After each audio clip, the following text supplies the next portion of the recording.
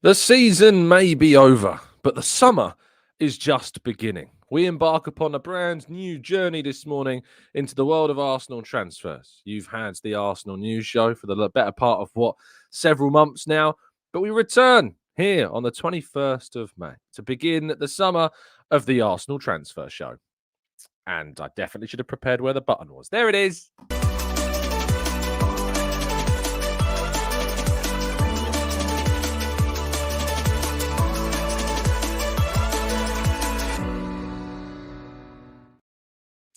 Hello and welcome to the Gooner Talk, back again with you guys and girls for another episode of what is the Arsenal Transfer Show. Joining you every single morning, every single day of this forthcoming summer.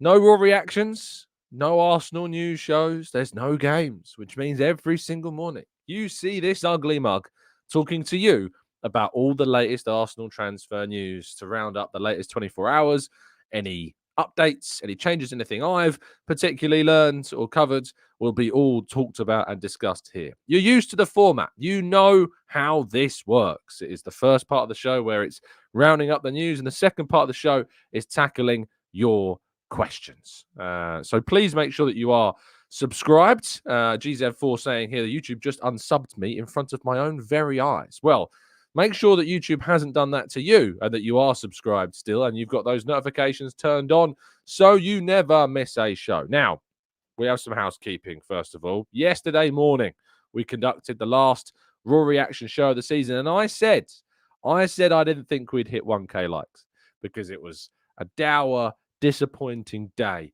Straight after, of course, Arsenal's disappointing end to the season. And we only reached 870. Now, the reason being I say this is because we are going to try our hardest as a TGT community to keep this 1K like challenge going forwards.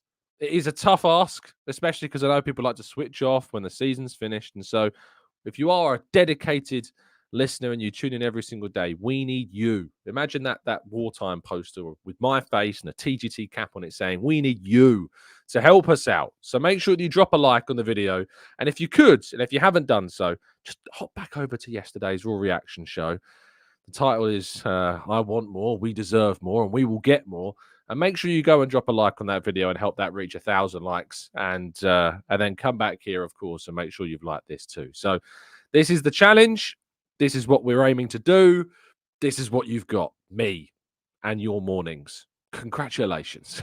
So, without further ado, let's jump into the chat box and say good morning to people. Matt G, Blackshine, Pika Who, Martin, Arasilki, Paul, Jose, Lee, Glenn, Stevie, Carl, Kevin, Sweating Merlo, Maximius, Matt, Angela, Bakary Lasagna, Mr. Reed, Damien, Paul, Red Star, Rowan, Sergio, Alpha, PJ, we've got Stephen, and plenty more of you guys and girls as well. I hope that you are going to join me throughout the summer window, talking all about Arsenal's transfers. Any news that needs discussing, we'll have it for you right here. So you can keep yourselves very much up to date with everything that's going on. Right, we begin with Mika Biereth, who, of course, with Sturm Graz, won the Austrian Bundesliga. An amazing achievement once again for Sturm Graz, who, of course, have been, well, they've been in a position where, well, let's be honest, they've been dominated by RB Salzburg, and I've not had an issue with that personally, because I do quite like Red Bull Salzburg. But it is great to see success. It is great to see some kind of trophies being won by Arsenal players, and Mika Biereth has had a very good season indeed. The future of his Arsenal career is still very much up in the air. Will he move? Will he transfer to another club? We will have to wait and see. Sturm Graz is certainly interested in signing him to a permanent deal in the summer. How much money would Arsenal make from a potential deal for Mika Biereth? All of these questions will be answered in the coming weeks, and you can be sure that we'll be giving you plenty of insight around the story as it develops. And speaking of potential Arsenal signings, we may have the first one of the summer to talk about very shortly, because David Raya, of course, who was on loan for the course of the 23-24 season, has been speaking about his future. And he says, when asked about it, he says, no, I'm just focused on the present. I don't want to think too much about the future. It's not up to me now. I have to think about the game on Sunday. This is, of course, ahead of the game against Everton, but these quotes are kind of just coming out at this point. He says, then we break for the summer. It's not up to me to sign. It's up to the club and Mikel. If my performances have been good enough, hopefully they will offer me a contract. Of course, I would love to be here next season. And if that's the case, it will be amazing. A dream come true. I don't want to stop it here. I want more. I want to win trophies with Arsenal. So David Raya there speaking very committedly about his potential future with the club. I have been going up and down, back and forth with the idea of David Raya arriving at Arsenal and being a permanent goalkeeper for us. Is there potentially a better goalkeeper that Arsenal could sign? Maybe. Are they going to be able to get a better goalkeeper? I'm not sure. But I am curious to see how quickly, if indeed at all, this deal is made permanent. Arsenal have the option of £27 million to make this deal permanent this summer. And Mikel Arteta is, of course, as we know, a very big fan of David Raya. After one season, I think we've seen a lot. I think we've seen some good stuff. We've seen some things that need to be improved. But of course, this was a first season for the player at a brand new club, and that always has to come into our thinking as well. If he is signed, I know that we will be very much backing him to succeed. Now, moving into potential incomings of a nature that we don't already know about. Pedro Neto, according to Telegraph, has of course been one of the players linked with Arsenal, but Manchester City and Newcastle United are said to be the two key favourites right now to be looking at the Portuguese international. Arsenal's interest, as we've heard from a number of outlets, including us speaking about it here, had somewhat cooled because of that injury record that he possesses. Not particularly encouraging, has not been improved over the course of the season either. And he's had a number of significant injuries once again, which for many Arsenal fans is a bit of a red flag. And for some Arsenal fans, it's a complete no now in terms of signing Pedro Neto. The price tag is said to be £60 million this summer. To sign Pedro Neto would be, of course, a record deal for Wolves. Is he worth that? I think so, but only if he can stay fit, which is the biggest point to talk about with Pedro Neto, is that you just don't know whether he would be able to stay fit at a club like Arsenal or any club for that matter. So, again, a story that we will continue to update you on and follow as it develops and unfolds throughout the course of the next couple of months. Now, Brian Brobbey, Dutch international striker for Ajax, has actually come out rather directly speaking about Arsenal as well, and about whether or not he would like to play for a club away from Arsenal. He says, Arsenal, I think that is a very nice club. If you look at the stadium, a very nice club, but that also applies to Manchester United, Barcelona, and Real Madrid. He scored 22 goals this season in 43 appearances. He's got more than 10 assists, I believe, for Ajax too. He's got more than 30 goal contributions across the course of the campaign. He says, I have a contract until 2027, and at the moment, I am just with Ajax. So Ronald Koeman, of course, has been saying that he hopes that he's going to continue with them. And we had him with the Dutch team during the previous international break. We were shooting, and you saw that his first touch and the way he finished was not good. Then I wonder, what do you do as a striker at the clubs that you have been to? And with all due respect, that John Bosman now becomes the striker coach that Brobbey is looking up to. How long has Brobbey been at Ajax? He went to Leipzig in between, came back, didn't play as a technical staff. Aren't you going to do your best? And I think that we can see now that he has done plenty as well. So very, very happy. Koeman, of course, the Dutch national manager, speaking about his time at Ajax rather than being the Ajax manager, just to clear that up. But yeah, he is a player that has scored plenty of goals. But would he be a significant improvement of what we already got? I've not really seen enough of him in the flesh to do, more, to know more, to know whether or not it would be the right move. I think that there are other strikers out there that I'd rather see us go for. I think I'd lean more towards this guy, who is our headline story of the day. Benjamin Sesko scored a lot of goals at the end of his season as he established himself in the RB Leipzig first team squad, still only 20 years of age, as a release clause of now confirmed to be €65 million, which can be activated, of course. But there is attempts by other clubs and, of course, Leipzig themselves, who are aiming to set a new offer of a new contract to Sesko to try and ward off any potential interest in the player.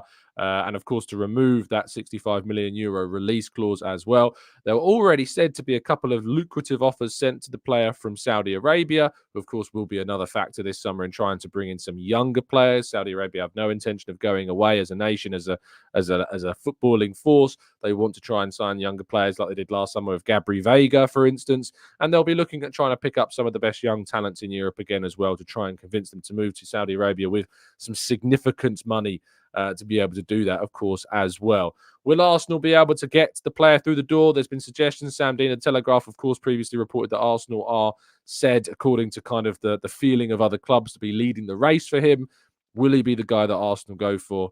We're going to have to wait and see. But again, we will be covering this story in depth. We'll be having breakdowns and expert insights on these guys as we go through the summer window. So you can be sure to be updated and educated on who and exactly what Arsenal would be getting with the likes of Benjamin Sesko.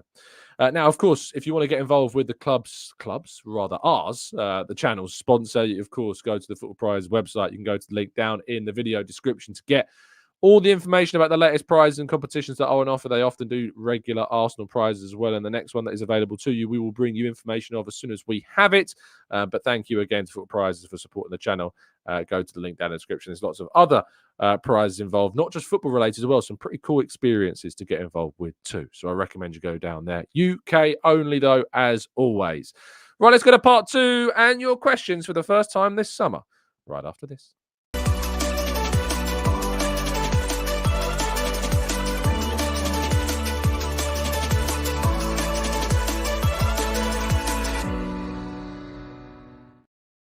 Okay, let's jump into the chat box for the first time of the Arsenal transfer show, of course. Episode 430. We ended the show just at the end of the January transfer window, 429. So it is possible this summer, of course, that we will see, in fact, I know it for sure, we will definitely see that 500th Arsenal transfer show this summer. So look forward to that day. And potentially, of course, the 1000th 8 a.m. show that we've done as well. Right, let's jump in, shall we? Let's go to Maximia says, I've never heard of Brian Brobbey, and looking at the way Ajax finished, let's go for someone else. I mean, is it just about looking like that? Are we being that dismissive? Can we be that dismissive if we don't know much about the player? I tend, when I don't know too much about a player, to kind of be a little bit vaguer.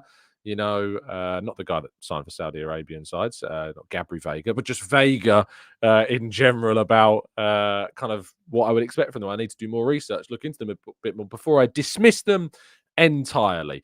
LMS says, I can't see us spending 80 million plus for Gyökeres or Isak.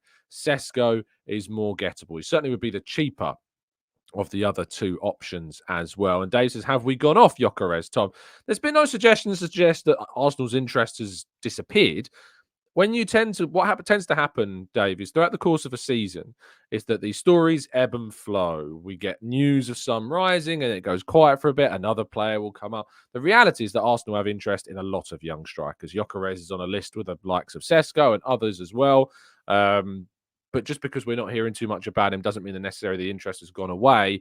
It's just the way that stories work in the media that sometimes we get more about one player and then it creates a bit of a knock-on snowball effect and another player goes quiet. So there are loads of players that Arsenal are very interested in going into the summer. What we do know for sure in terms of what they want is a younger option, you know, not a Watkins or a Tony. They're very much looking at kind of 26, 25, 24 and below, even that with Sesko going all the way down to 20, of course. So that's what they want. That's the profile that they're looking at. But there are other positions, of course, as well that they are keen to bring in. Is it a guarantee that we sign a striker? No, it's not a guarantee that we sign a striker, of course. We could decide to spend more money in midfield. We might go for a wide player. We could go for another creative player, depending on who leaves the club as well. A defender we want. A goalkeeper is going to need to come in if Ramsdale leaves. There's lots of work to do. And not only that, but we have the Copa America and we have the European Championships. There's loads going on at the moment that is going to get in the way of getting deals done. Will any early deals get done?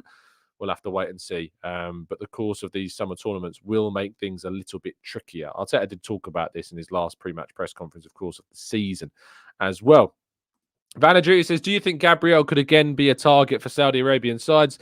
After the Athletics article from James McNicholas, it must have been very close if they didn't play him due to the feeling that he could be going. And I did say, I think I said it in yesterday's show, if you were listening, we talked about Gabriel at the start of the season. I did say to you, there was more going on than met the eye at the start of that campaign, despite being told that it was all tactical reasons. We knew that there was more going on to the reasons why Gabriel was dropped, and that was the reason. Head maybe turning, maybe elsewhere, and they just wanted to be sure that the players that they had selected, of course, were players that they could fully rely on during those moments, and their heads were fully focused, weren't distracted in any way. And we made the right choice to do that. People talk about the game against Fulham dropping points, and maybe we should have played Gabriel there. There's no determining whether or not that distraction would have created something of a problem in the side, and we could have even lost that game. So very easy to sit back in our armchairs and say XYZ, but in reality, Arsenal made the right decision to play the players that were already fully kind of focused on Arsenal at that point in time. Arsenal want to renew Gabriel's contract again. There is suggestions that they want to improve his deal and reward him for another fantastic season, and that will hopefully ward off any potential interest from Saudi Arabian sides as well. Let's go further into the chat boxes as well. Louis says, I beg you check your Discord right now. He sent me a very well edited propaganda poster, which is very well made. So thank you for that, Louis. I do appreciate it. That was very fast. Very fast indeed. Raf says, I think we need two forwards, a winger being a number 9. And would you go for a marquee 9 and a young winger, or a marquee winger and a young 9? I mean, Raf, do you want to confuse me with your question anymore? No, I know what you're saying. In terms of like the profile of those players, I think the marquee striker is probably the most available option out there. I don't necessarily see too many marquee wingers, if that makes sense. Say a lot of young, budding wingers. But if you want a marquee striker, you've got Isak if you want to go and spend 100 million plus. You've got Gyökeres, who would probably cost around 70 to 80 million pounds as well. But the wingers that are out there, you've got Nico Williams, of course, who's got a release clause, which would mean about 40 million pounds. You've got Xavi Simons, of course, who is open to leaving PSG. Again, I think that'd be 40 to 50 million pounds if you wanted to get him through the door. You've got, who else is there out there? Neto, 60 million pounds. You might call that more marquee, I suppose. I think that there's scope that both of them will be young. There's scope that they could potentially even be young and marquee. So it's a difficult one to know right now, Raf. But I think that the younger winger makes more sense because he would be something of an understudy to Saka on that right-hand side. I think the marquee player should probably be a central midfielder. More than any other position. Mark says, in the second half, Timber looked to be very close to fully recovered and playing well. Do you see us trying to get a Yoel Hato to add to our defence? He is a player that Arsenal like and very interested in. Manchester United also interested in Yoel Hato. He's attracting interest from around Europe. But he did sign a brand new deal, which of course will create a much difficult reality for Arsenal to go and sign the player as well. So, yeah, I'm looking to do some more digging around Hato, but that contract did complicate things a little bit. But I do expect Arsenal to be keen on a defender, that's for sure. Magamba says, how much do you think we can make selling Smith Rowe, Ramsdale, and Nketiah, Partey, Nelson? Could we replace the whole bench with quality in this market? In terms of those players, they are, of course, players that Arsenal are going to be open to offers for. We might do an entire show based around kind of the outgoings of the club. Smith Rowe, having not played loads of football, 30 to 40 million pounds. Ramsdale, I would hope to make a profit on the 24 million pounds that we paid for him, plus add-ons, of course. And Nketiah, I think, again, you should be looking for upwards of 25 million pounds for him. Partey, going to be very difficult to get a good fee for him if indeed he only has 1 year left on his deal, which he does. So let's wait and see on that one. Nelson, again, very difficult to make much money on him. Tavares, another player, very difficult to make money there. Tierney has 1 year left on his deal, so not going to get much money there. And Lokonga as well had a good season, but how much money are you going to be able to get for him? Try and make back as much as we can that we bought him for. And then you've got to replace those players. And of course, you can replace them from within. I want to see Nwaneri getting more opportunities next season as well and replacing with some youth. So that's also worth considering. Kyle says, Tom, I read somewhere earlier that Arteta wants deals to be done early so that they can be ready for the pre-season. You read that because that's what he talked about in his press conference, but he spoke about it in a context which was very understanding that this summer is difficult because, of course, you've got a summer tournament, 2 summer tournaments going on with a lot of high-profile names that Arsenal might be interested in, involved with. It does make those deals difficult. Now, there are, of course, players that Arsenal are interested in, like Gyökeres, who will not be playing at the European Championships because Sweden sadly didn't qualify for the tournament. Isak, of course, another one of those players. So there are going to be players around that are not there. So that's certainly one worth thinking about. Jackie says, Tom, do you perhaps think Smith Rowe's cameo on Sunday was a send-off? I mean, I don't think intentionally. It could accidentally be one, but I don't think intentionally it was a send-off at all. I don't think the club are planning to sell him, but they are more open to if they get a very good offer for him. Darren says, an interesting question raised on another podcast. If there were offers for Trossard and or Martinelli, should they be considered? I mean, every offer should be considered if it's absolutely ridiculous, but I would not be open to selling either of those two players, Darren. Gage says, Rob, he was 20 plus this season and he played a decent amount of the games in midfield. Who is that? Is this, we're talking about the Crystal Palace guy, who I cannot say I have seen any of this season. I can't say I'm an avid, regular watcher of Crystal Palace, but he's been talked about a lot by a lot of fans. Alex says, Tom, do you think that we should stick to a younger age profile of strikers, or do you think that given how we need to challenge the City machine again, that we should look for someone experienced? You can sign both. You can sign young and experienced players. Odegaard was one of the most experienced players we've signed, having played for Real Madrid from the age of 16, gone to the Netherlands, gone to Real Sociedad, also Declan Rice at 24, over 300 Premier League games. You can sign experienced and young players at the same time. And Arsenal and Arteta in particular does like that combination. So, I mean, Florian Wirtz, who I see Chris here talking about, has won the Bundesliga now at a very young age. That's great experience. So, yeah, I do think that there is scope to bring in both. But winning against the City machine, we were only 2 points off that this season with the squad that we have now. They're a year older. They're a year more in learning going into next season. And I'm very confident that we can, add. We don't necessarily have to add even loads, I think, to close that gap. I think what we do need to do is, of course, upgrade the depth in the squad. We've talked before about, only signing starting quality players.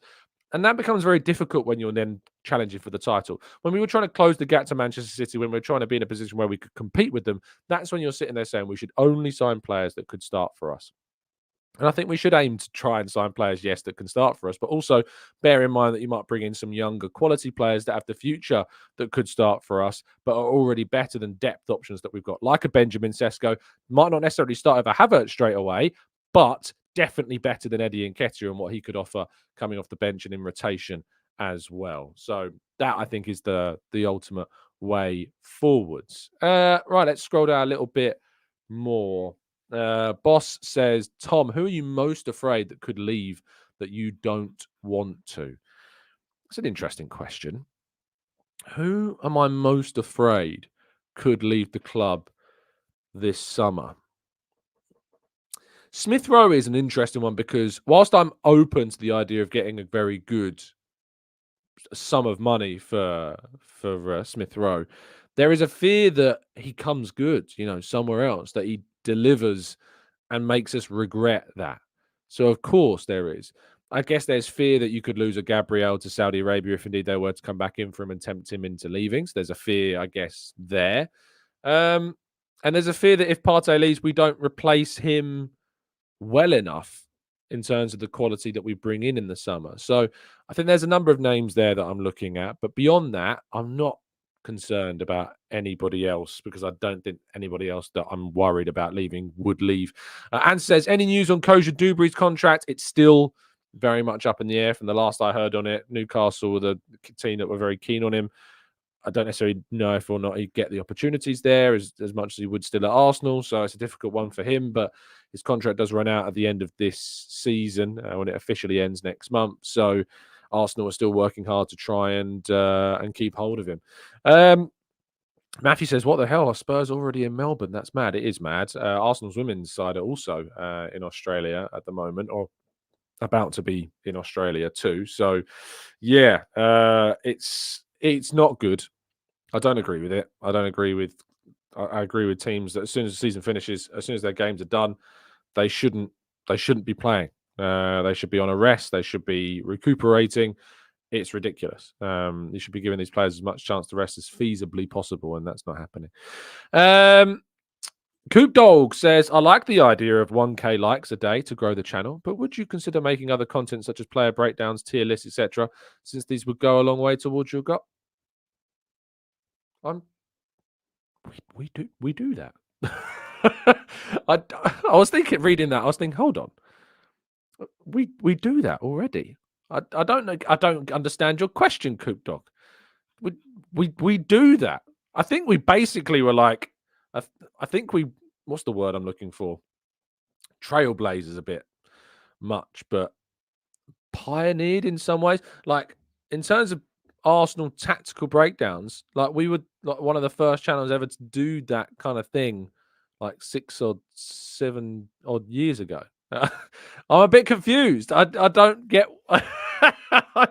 unless this is like sarcasm, and it's just gone way over my head. Surely this is a joke. I just really didn't get that at all. But if you haven't dropped a like on the video, please make sure that you do. Lee says, last season you stated that you would give Vieira and every new player 2 seasons to prove themselves. In your opinion, has he done enough to be part of the club? Lee, you're absolutely right, mate. You're absolutely right. I did say that I would do that, and I would be looking to give players just 2 more years every time they signed. And if Vieira was sold this summer, I don't think I don't think that I can be. I don't think I can complain about that. I don't think Vieira could complain about that. I don't think anyone could complain about that, to be honest, because he is a player that has and will not necessarily bring any guarantees that he's going to succeed for us. So no, I don't think I can sit here and say he's done enough to guarantee his place at Arsenal.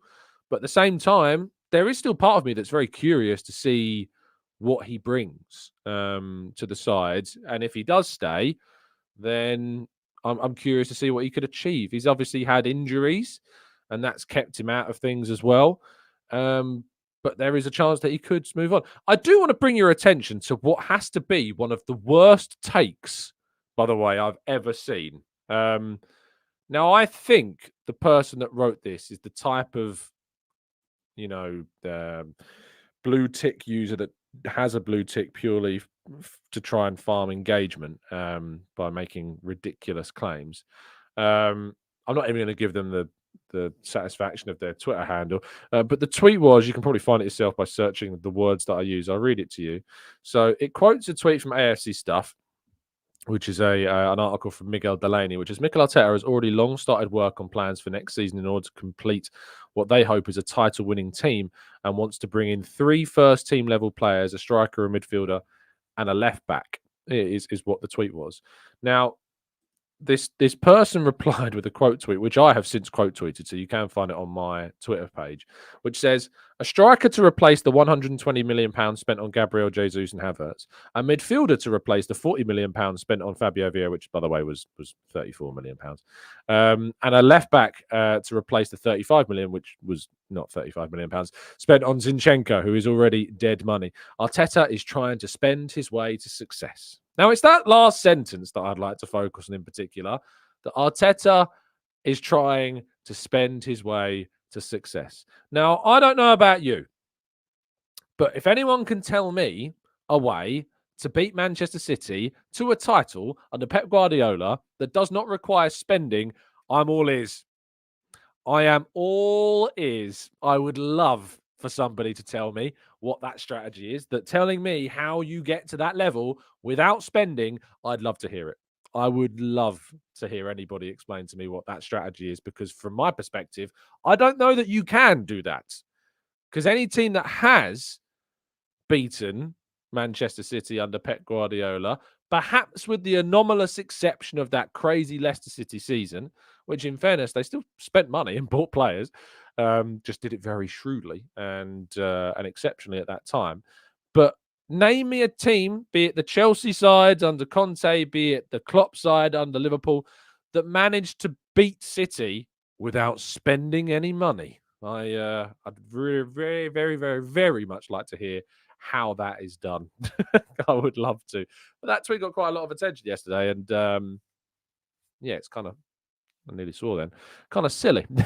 Mark says, Tom, what's the latest on the possible Kimmich acquisition? It seems to have gone quiet, but I was impressed with him when he played against us. Again, he's a player that Arsenal are interested in. He's a player that's future is very much up in the air. I'd love to see Arsenal go for him and try and sign him.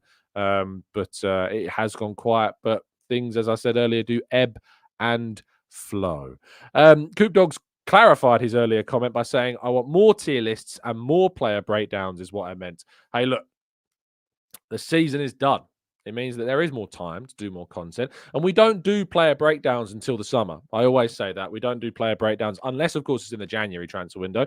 We don't do player breakdowns until the summer. If you go onto our tactical breakdown playlist, you'll see all the breakdowns that we did last summer on players that could have and did join Arsenal. And we did that in January as well. There wasn't many to do in January because we weren't very active in January. But we are going to be active this summer. So you can be sure that you'll be getting plenty of content on the channel, not just morning shows. You'll be getting evening shows and breakdowns and tier lists. And even when I go on holiday, you're going to get some extra shows then as well. So don't worry. There's plenty of reason to be excited about this summer and the content that you're going to get. So please do that. But please do also rank the show. Not rank the show. Like the show. I've got to be obsessed with rankings now. Please do drop a like on the video and subscribe. We always try and reach 1,000 likes every single day on the channel. We're going to try and do that continually. We didn't manage to reach it yesterday, which means we got a buffer of 24 hours for you guys to hop over to yesterday's show. Make sure it hits 1,000. We don't want to end this run. We want to keep this run going, keep this year pushing forwards. And this summer transfer window is sure to be an exciting one. My hot take of the summer is you're going to start seeing fans say Jean-Claude Mateta should be the player that we should go for.